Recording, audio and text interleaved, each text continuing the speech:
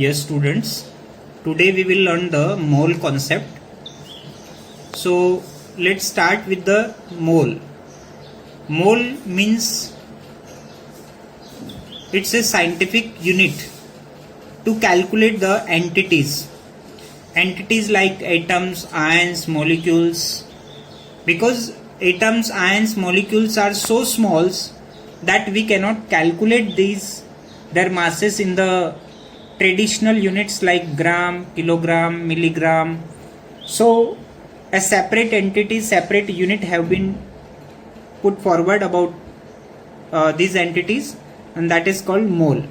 And in SI system, mole was introduced as 7th base quantity for the amount of substance. Just you know that we say 1 dozen for 12 object, we say 1 dozen. For 1 gross we say 144 items. For 1 score we say 20 atoms. Same way we use idea of mole to count entities. A fixed number of entities makes the mole. Same as a dozen max 12 objects. So in terms of mass, what is mole? 1 mole is the amount of substance that contains as many particles or entities as there are atom in exactly 12 grams of the carbon 12 isotopes. That means whatever the particles are present in the 12 gram of carbon will be equal to the 1 mole. But this 1 mole is a constant for every substance. Its mass would be different, right? So 1 mole is the amount of substance that contains particles present in the 12 gram. Now it is emphasized that mole of a substance always contains the same number of entities no matter what the substance may be. Suppose 1 mole of hydrogen, 1 mole of carbon, 1 mole of oxygen, 1 mole of any other substance has fixed number of entities, and that entity is called Avogadro number, and that value is 6.022 into 10 raised to 23. So this number, fixed number, is called constant, that is called Avogadro number or Avogadro constant, right? So we can say 1 mole of any substance has this much particles, this much atoms, this much ions, this much molecules. This number is very big. So many entities constitute 1 mole of particular substance. So we say that 1 mole of hydrogen atom has 6.022 into 10 raised to 23 atom. Same for 1 mole of oxygen, same for 1 mole of nitrogen or any other. 1 mole of water molecules has this much number of molecules. That means this mole is a constant, right? And fixed number of entities. 1 mole of NaCl has this much number of, we can say, formula unit of sodium chloride. So having these all definitions, we can say the mass of 1 mole of a substance in gram is called its molar mass. Suppose mass of water is 18.02 gram. So its molar mass of 1 mole. So in terms of mass, we can say what is mole? 1 mole means, in terms of mass, we can say 1 mole means atomic mass or molecular mass of the substance is called mole, right? In terms of number, what is mole? In terms of number, 1 mole means 6.022 into 10 raised to 23 atoms, ions or molecules is called 1 mole. Now we summarize the mole in terms of mass, mole in terms of number. As I said, mole in terms of number, if we say, it is equal to Avogadro number. Avogadro number, that is 6.022 into 10 raised to 23 equal to 1 mole. In terms of mass, what is mole? 1 mole means atomic weight or molecular weight equal to 1 mole. Now in terms of volume, what is 1 mole? 1 mole means 22.4 liter at STP. So volume at STP, that is 22.4 liter at STP equal to 1 mole. That means we can relate the mole in terms of number, mole in terms of mass, and mole in terms of volume. In terms of, so everything here, 1 mole equal to Avogadro number, which is equal to mass. So we can say both are equal, and same way this molar volume also equal to molar mass. Suppose if we take the example of water. For water, 1 mole means 18 gram per mole, and 18 gram of water at STP has volume 22.4 liter, and that has molecule 6.022 into 10 raised by 23, and this is interconversion of mole, volume, mass, and number of particles. This is the mole relationship.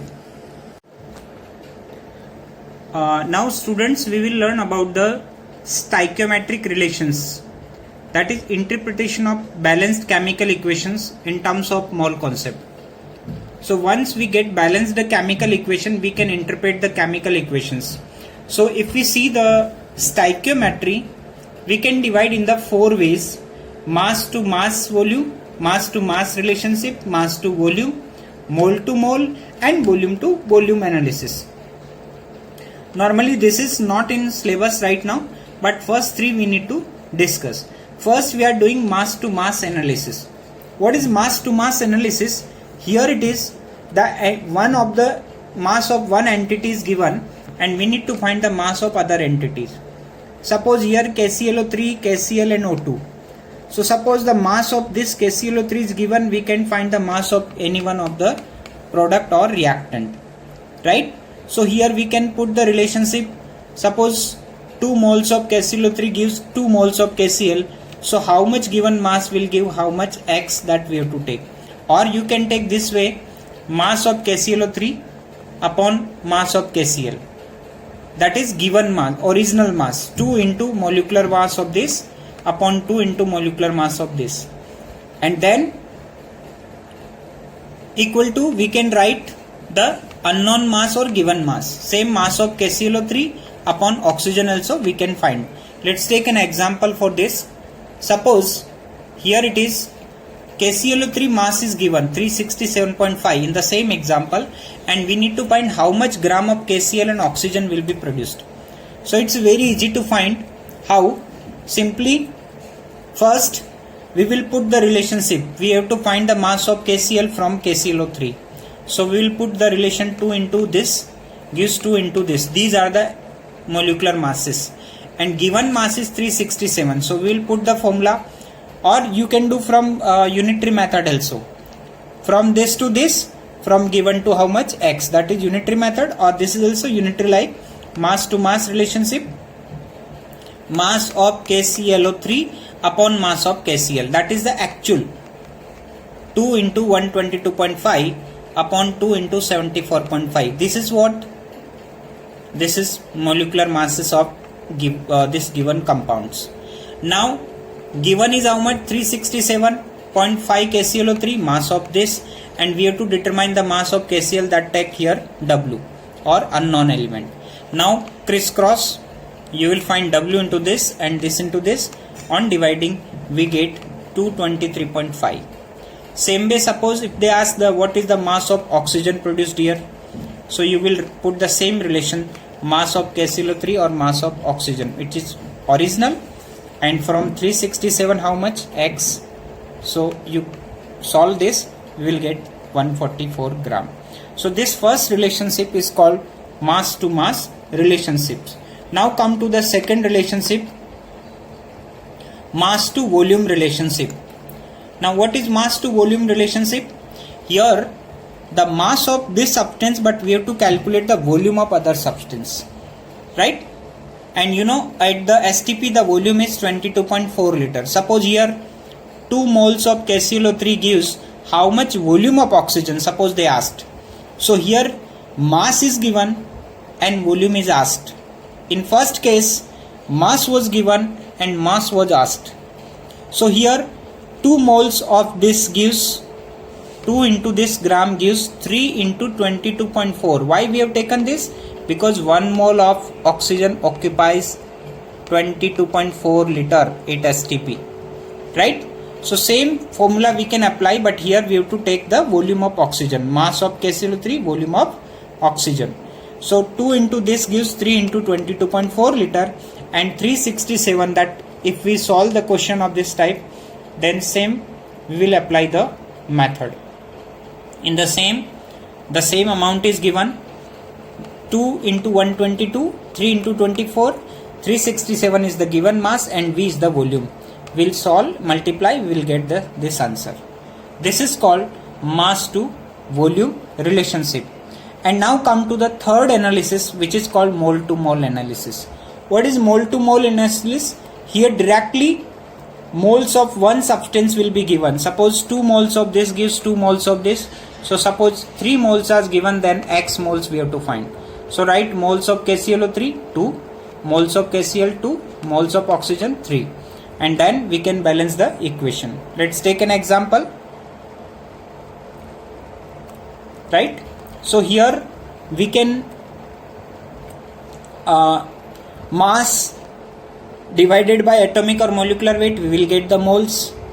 And mole relationship, mole volume equal to 22.4, we'll multiply, we'll get the molar volume. And suppose mole into molecular weight or atomic weight, we will get the mass. So this is about the stoichiometric relationship. We'll do the practice of sums in next class.